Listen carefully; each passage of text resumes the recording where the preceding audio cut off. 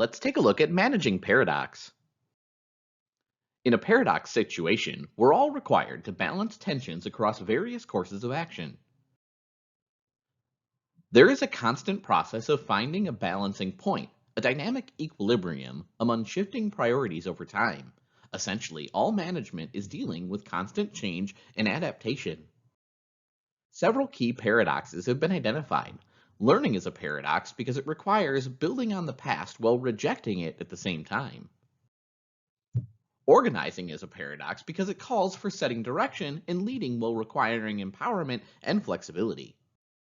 And finally, belonging is a paradox between establishing a sense of collective identity and acknowledging our desire to be recognized and accepted as unique individuals.